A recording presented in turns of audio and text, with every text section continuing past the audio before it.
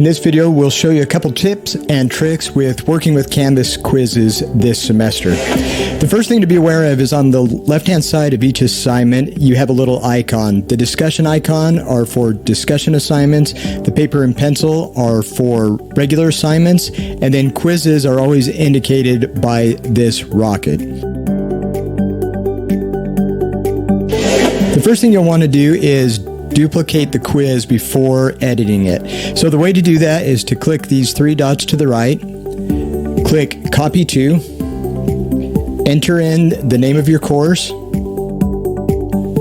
click on it, select the module you want the quiz to go under, select the placement of the new quiz, and then click Copy. Once that copies, you'll notice that it has the exact same name as the previous quiz. So go ahead and rename it.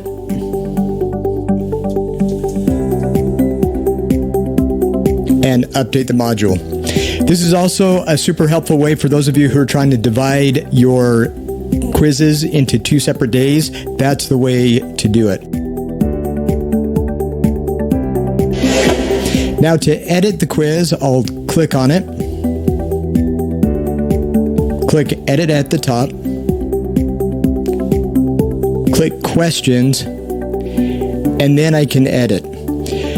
To edit each individual question, I'll come up here, click the pencil icon.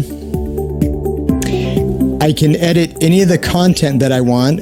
I can even edit the type of question. So right now this is an essay question, but if I want students to simply read it and have no other interaction with that, I could click, for example, text with no question, update it, and that will change the type of question. If, as I'm going through, there's too much content and things that I just don't feel like are relevant to my students, I can delete these simply by highlighting the question, deleting it, and then it will be out of my quizzes.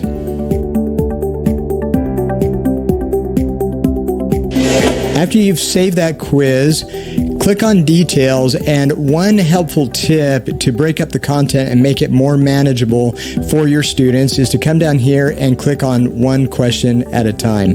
This will break up the content so they can see the small chunks of content just a little bit, and it'll make it more manageable and easier for your students to understand the content and interact with it. Once you're done with that, go ahead and click Save. Once your students have taken the quiz, it will show up on the to-do list. So what I want to do is go ahead and click on that. Up here at the top is my speed grader, so I can see every student who has taken the quiz. So there are a couple different ways to grade the quiz. One is I can go question by question, entering in each individual point based on what students have submitted.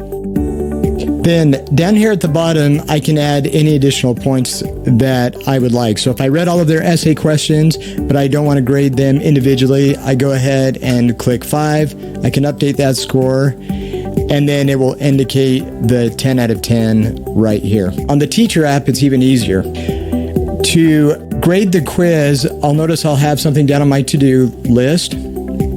Up here, I'll click on the assignment that needs to be graded. And you'll notice that I can do the same thing that I did before.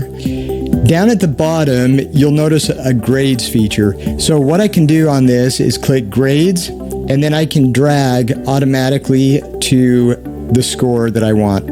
I go ahead and click done, and then that is graded for your student.